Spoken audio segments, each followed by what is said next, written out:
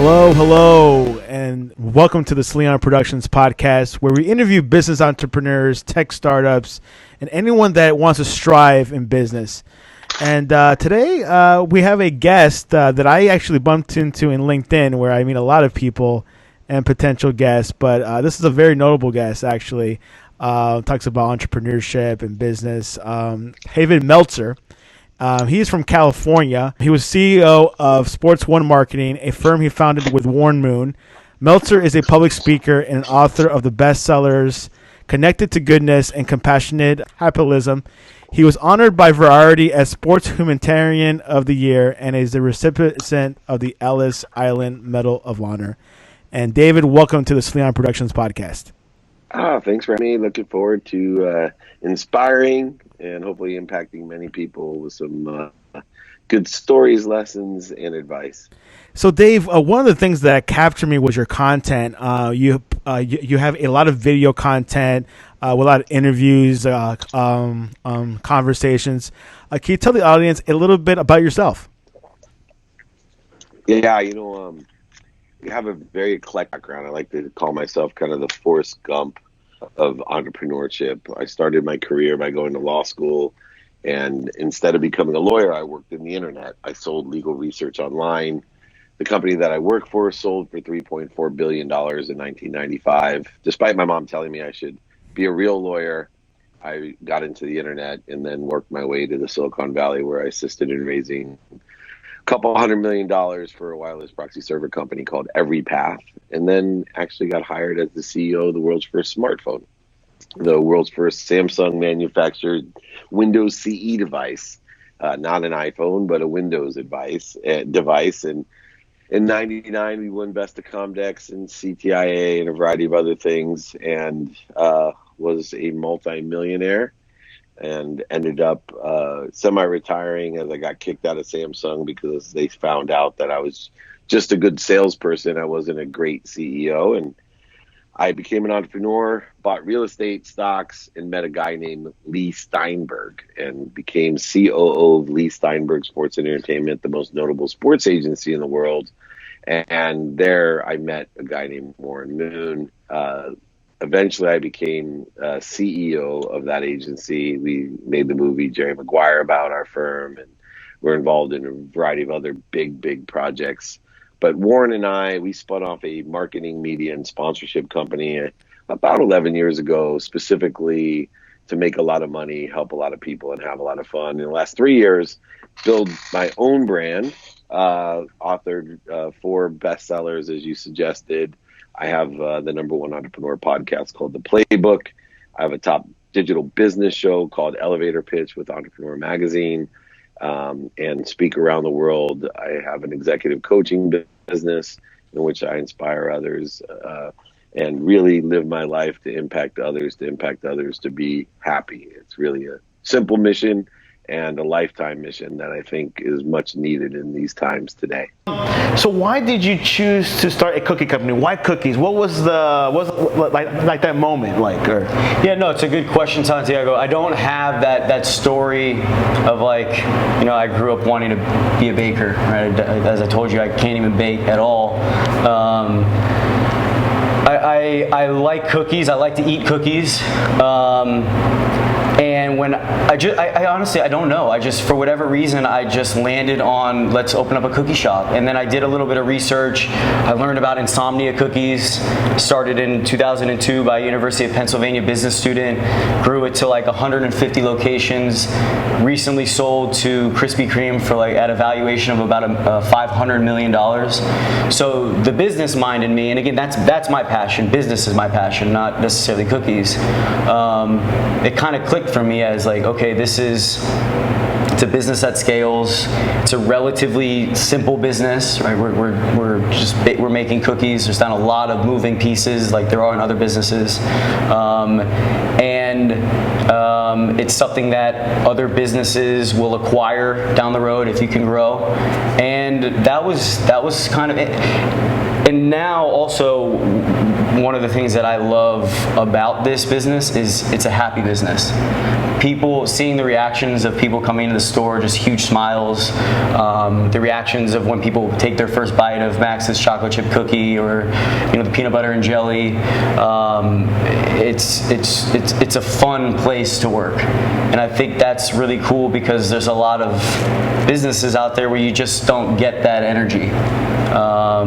Which is why your sign makes a lot of sense. Like, yes. Yeah. Yes. Your concept and everything.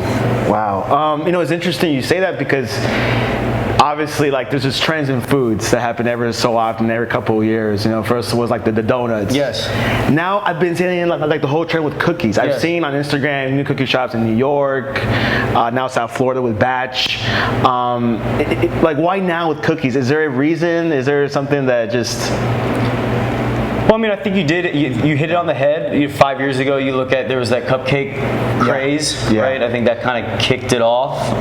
Then the donut thing followed after that, and now I think we're just coming into this wave of cookie shops. I have no idea as to why, other than millennials love experiences, and maybe we're helping drive that.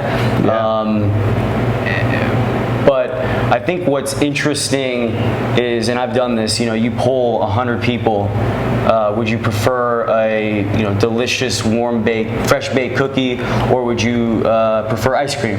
It's about a 50-50 split, but let's just say it's 60-40, more people like ice cream than cookies. But you go to most cities and you look around, Fort Lauderdale being one of them, you have 3 ice cream places on Las Olas. You have, within 5 miles of here, you probably have a total of 5 to 6 ice cream shops, but no place that just does cookies. So I think there's market potential, market opportunity for cookie shops like ours to come into a market like this and thrive. And that's not to say that I think a city like Fort Lauderdale could support multiple cookie shops just like it supports multiple ice cream shops. What do you know about real estate now that you did not know before? Well, it's a lot more work than what I thought. You could not have done it part-time? No. There's no such a thing as doing it part-time. It's a lot more work. I never imagined, even though I used to be a housing counselor for first-time buyers. I used to, work for a company in Miami that, I did the whole short sales, loan modifications, all of that, and the experience that I gained working for them, it was amazing. But it was nothing, I was still working 9 to 5. Monday through Friday. Now that I'm on my own, it's a whole different animal. Yeah, schedule's different. Absolutely. You could work from like 6 p.m., 9 p.m., or the next day from 8 a.m. to 12 p.m. Absolutely. So that's something that, including myself, obviously, yes, I do have some set hours and everything, but sometimes the hours could be very different, and like you were saying, like you had a steady paycheck. You had that thing to rely on just in case if your husband something happened. But what it turned out to be pretty good. You're one of the top producers at your brokerage. I am. Yeah. How did you do that? Well, first of all, and I've said this in many occasions, I can't take all the credit. I mean, God has really blessed me in many ways, right? The fact that I'm very passionate and goal-driven has helped me a lot, but also the experiences from the past. I mean, you can't just go take an exam, do the hours, get a license, and then boom, all of a sudden, you become a millionaire. Yeah, it doesn't happen like that. And I haven't reached that level, but I'm doing more than okay. And I like where I'm at, and I like where I'm going, right? But definitely my experiences from the past, now is like the puzzle. I'm like, oh. Yeah, it makes sense. It makes sense why I did that job. Oh, okay, now I'm putting all those experiences all together and applying all of that here. My experience in sales, my experiences where I worked with a salary, but it was very low, and my main income, it was coming from my commission. So that made me more like I really have to hustle if I want to be able to make it at the end of the month. So now it's like I don't have that set monthly income, so it's all hustle. These social media enclaves, I mean, might be more important than like TV advertising or radio advertising at times. I think so. I mean, it just makes more sense to me because you're able to attribute all this stuff. I hate to use that word, but all the traffic that converts, you can say, hey, this traffic converted, and they searched for these terms, and then they came onto the website and bought immediately, versus we paid all this money for an ad spot on, and I have a friend who sells radio ad space, so he's going to kill me if he hears this, but we paid all this money for this spot on the radio, and there's ways to kind of try to, like, oh, if you use this code and this, that, and the other, but that stuff's not as close to 100% locked in as pay-per-click advertising, or even what you can attribute with traffic that hits your site organically. So it's harder. In my mind, I don't see how people justify the return on ad spend as easily with television and things like that, because you know who you're reaching, but you don't know whether that conversion happened. Yeah. Some people say the safest investment is a Super Bowl commercial. Well, I mean, there's definitely some really great stories for that, right? There was a Dollar Shave Club. I think the CEO wrote a letter to the board of directors, I think, and he said, hey, we're about bankrupt. I'm going to Hail Mary it. I'm just going to buy a Super Bowl ad with the remaining advertising budget, and that turns that around. From what I understand, so it works. It definitely works, and I've heard that before too, where once you start doing things like television advertising, I mean, you're not going to go back. You can't, and I think partly you can't go back because you'll see an increase in sales, but you don't really know. Again, you're not able to attribute all that very well. So it's like I can't go back because I don't really know why it's working.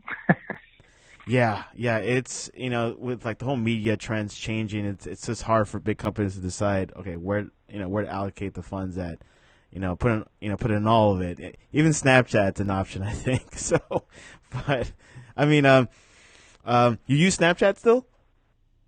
That is one I'm not huge on. I don't. It's just a preference thing. I don't think there's anything, because I'll use for me personally, I'll use Instagram and Facebook to show a more personal side to like how I do business and my business, but it's still definitely business focused at this point.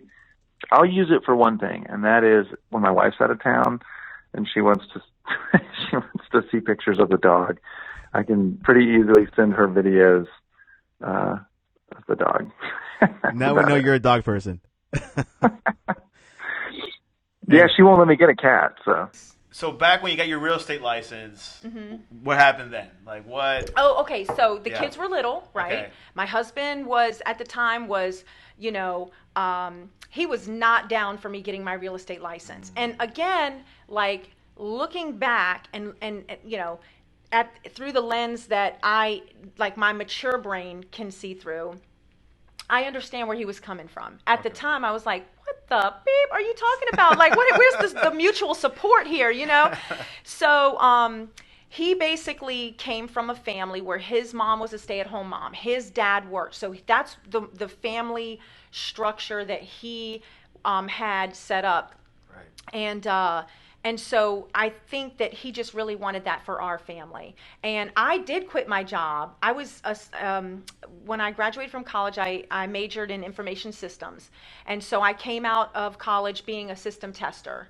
That's awesome. And I was making like $50,000 back then. This was back in 1998, you guys. Okay. Like $50,000 was a lot of money. That's equivalent to $150,000 today. I mean, right? I know it's up there. So I was bankrolling back then. All right. So then, So so long story short, when I got my real estate license, I pretty much had to pay for a nanny or any type of childcare out of my, earnings, because he was like, if that's tight. what you want to do, Oh, I gotcha. no. He was like, if that's what you want to do, you have to support that whole. And yeah, it was tough. It was emotionally hard, yeah. And so, but I fought through it because it was something that I really wanted to do, and I wanted to show my daughter that, like, you can be a working mom, you can, have a career and be a mother. Like, what's up with like thinking anything other than that, right? You had that drive that you couldn't sustain it. I mean, yes, housewife is great, but You see what I'm saying? Like, you Yeah, could just tell. you just had to do it. I had to do something. Like, I felt like I felt like I needed to get out, and I needed to work, and I needed to, like, give and serve. That's really where it comes from. Right. Like, I know that there's a calling on my life, and I haven't always been real clear what it is, but as I'm getting older, I'm realizing that it really is to just serve. And so got out into the real estate environment, the marriage hit the rocks, we got a divorce. I ended up, we got divorced in 2006, I think, is when the divorce became final. And then 2007 and 8 is when the market hit. I mean, the whole market just went into the shitter. What trend have you been seeing more lately? More like you go to the counter, order pizza, sit down, or like or it's still more popular like having like the waiter serve you. Like, what trend do you think it's like the best these days? If you're in a populated area and you can get away with it, slice shops are really popular. Like, people are opening up slice shops with 1 or 2 employees. You have really good slices. They're available all day. People can just walk in, order what they want, and there's a few tables that they sit at, and that's it. It's probably the easiest one to manage as well, because you don't need a wait staff. You don't need delivery drivers. You don't need a ton of employees. You just make a really good pie and come in, pick it up, eat it right there, and you're done. That's the ones that I'm seeing. And It's trickier if you're in a more rural area, though, for sure. yeah, what oven is your favorite oven that you know that good pizza will come out of? So Forza Forni is a friend of our show. I love them. They have the wood-fired ovens. They have all kinds of mobile units. They're definitely the ones that we suggest people check out. Those are the ones that Anthony Falco, Mangieri, Pinello, those guys use. And if those guys are using those ovens and they're also known as the best pizza makers in the country, then I'm going to suggest those myself. For you, what's a good pizza? For me, I love cheese. So this has been a controversy with me and my listeners a while. I always said that I'm going to go into your restaurant and I'm going to try the cheese pizza first, because if you can't make a good cheese pizza, then I don't know if I want to try anything else. That has changed for me a little bit over the years, because someone was like, listen, we're not known for our cheese pizza, but we're known for this pizza, and you should try it. It's really good. So I've kind of steered away from that a little bit, but I'm still, if I'm going to a pizzeria, I really want to try their cheese pizza. I really think that simple is better. I don't love a ton of toppings on a pizza. I love the dough, what kind of sauce you use, a really high-quality mozzarella cheese, and just those 3 factors together should make a really good pizza. I totally agree. I had this guy who's also a pizza fanatic, and he always told me, try the cheese pizza first. And Yeah. that you can determine if it's good or not. Have you seen the Instagram, like the Barstool Sports president guy, review pizza every day? What do you think about it? I mean, have you seen it? Dave Portnoy? Yeah, Yes, I've seen yeah, it. Dan. Yeah. So Frank Pinello, who's a friend of mine who were doing the pizza school together, was just doing something, and he texted me the other day, or like a couple weeks ago, and he's like, hey, look who I'm with. And he was with Dave Portnoy. Oh, wow. I'm like, oh, get out of here, really? Yeah, I know him. I don't know. Listen, the thing that bugs me about him is he can really affect a business in a good way or a bad way. I think he's kind of responsible with that. You don't see too many really, really bad reviews. But I always tell people, listen, if you run a pizzeria, you should have 2 photos on the wall. One of your health inspector and one of Dave Portnoy. And you should know who they are. And if they come in, you should serve them your best quality product that you possibly can do. What would you tell a kid that wants to go to city planning or become a general contractor? What advice would you tell them right now? A kid that's 18-year-old going to college. I would definitely tell them to learn, to learn a trade, to get an internship, to find out what they want to do before they actually go ahead and pursue to study it. One of my old professors, David Prosperi, he just passed a couple years ago, may he rest in peace, and he told me, and I'm 33 now, and he told me, and I was in grad school, I was 24, he says, come back to grad school when you're 30. Things will make more sense to you.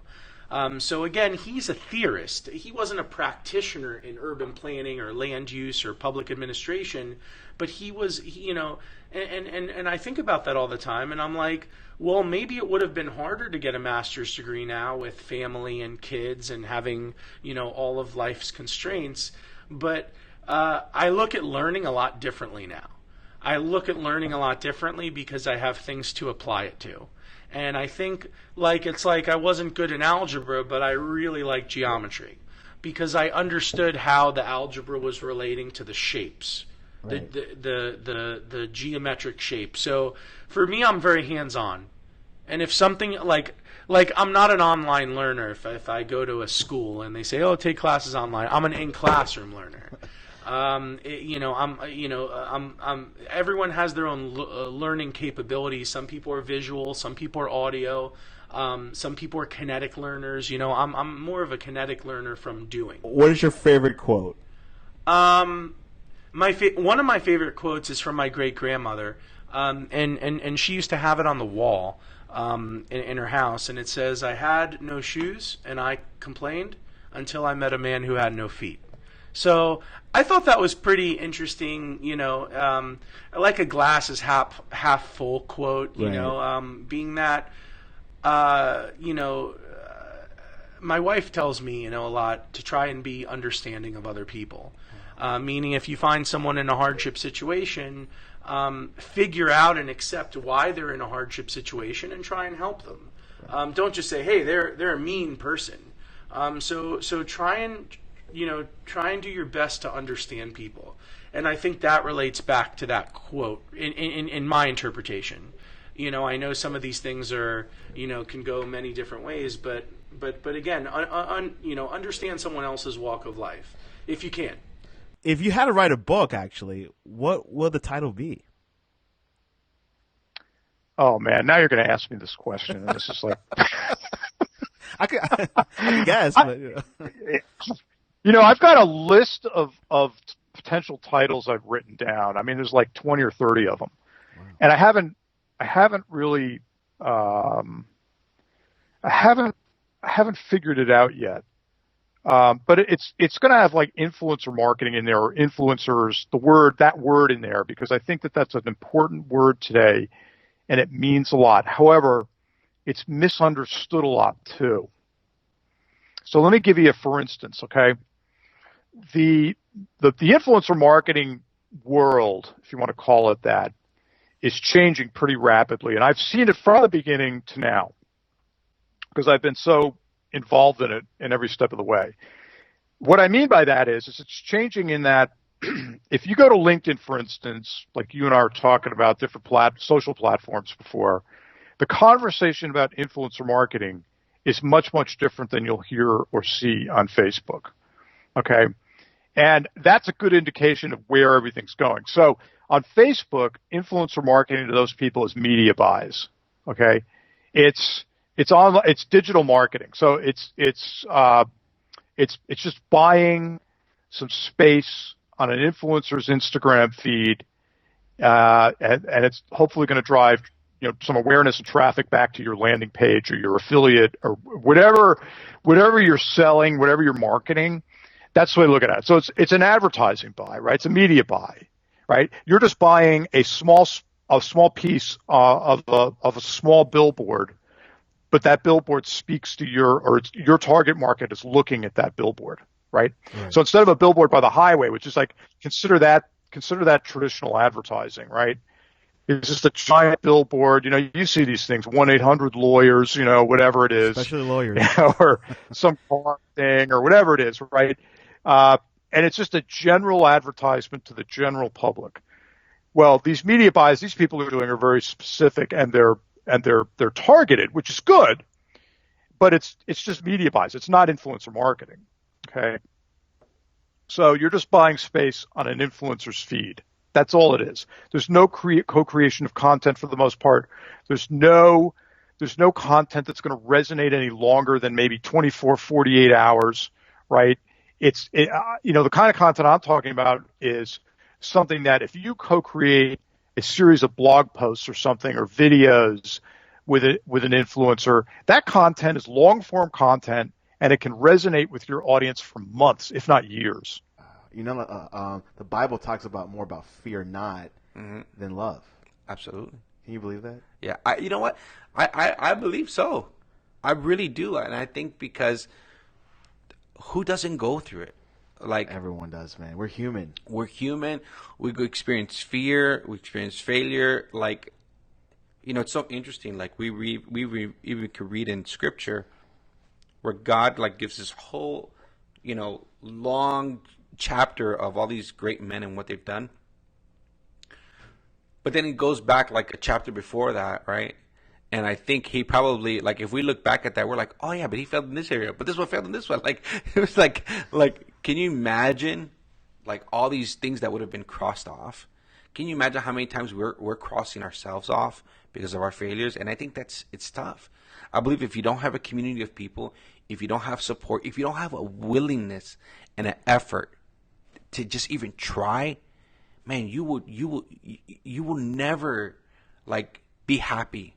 You'll never be satisfied. And here's the thing: you can pray all you want. You can have everyone pray for you. You can be great at church, and never step out in your potential. Never. I've seen people I know people like that. Wow. Right? They're waiting for like the Jack in the Box. Remember the Jack in the Box?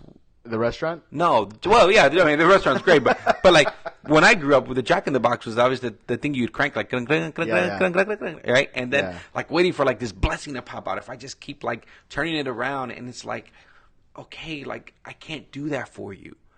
And as a coach, what I figured out, and here's the thing: people say, is it life coaching? Is it business coaching? Is it this? I just say like this, man. If it's your business, if it's your leadership, it's all part of your life.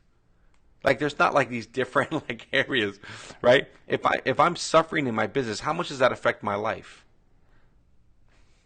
Right? A lot, yeah. A lot. Yeah. So, but I usually consider myself as a leadership coach, because I really believe that, and understanding that I'm attracted to people who have vision. I'm attracted to people who have something at stake, that they're willing to risk something and also lose something and gain something along the way. What's your favorite business book? How to Win Friends and Influence People. It's not really a business book per se, but it's just probably the most important skill in business that I've, through experience and also just through mentors telling me, is communication and social intelligence, like the ability to deal with people and to understand people's emotions and their wants and needs, and to be able just to navigate that. That's probably the most important skill to have in business starting out, even public speaking as well. And How to Win Friends and Influence People really describes how to deal with people and how to make them feel appreciated, and just how to deal with employees, customers, clients, etc. in a way that's going to help not only them feel appreciated, but then you progress your career and just get to where you want to get to. So How to Win Friends and Influence People by Dale Carnegie. Yeah, which I heard a lot about that book. Yeah, a lot of entrepreneurs say that. And who is your favorite entrepreneur? Gary Vee, yeah. I have to say. He's obviously that's most people's answer nowadays if you are on social media, but I just like his rawness and the fact that he gives away such valuable advice for free, and he really is just trying to help. He's not really trying to sell you his real estate course or sell you this and that. He's really just trying to help you out. And obviously, he makes money off his social media.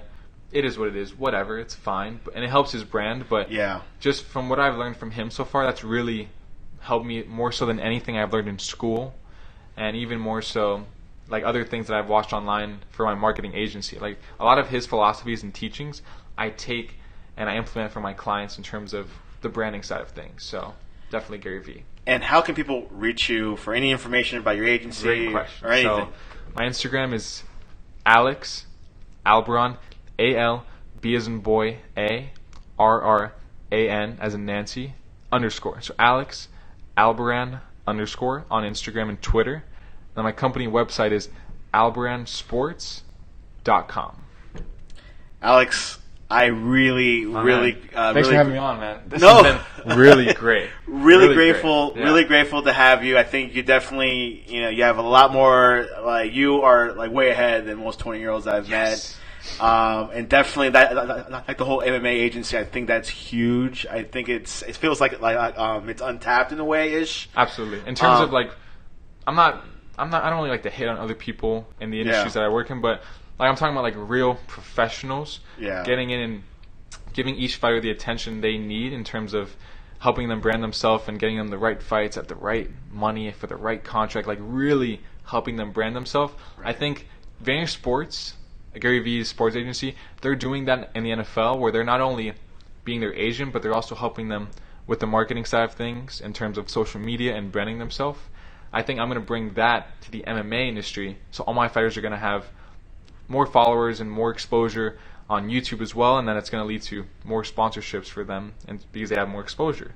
So it helps them, it helps me, it's going to help the whole industry as well. It helps the sport because the more fighters promote themselves, the more people are going to watch them fight, and the more people are going to watch MMA in general. So the better that these fighters can brand themselves, and the more I can help them do that, is only good for me, them, the promoter, the sport in general. It's a win-win all around. So that's really one of my main goals with this. Alex, thanks for coming to the Sleon Productions podcast. Anytime, man. Anytime.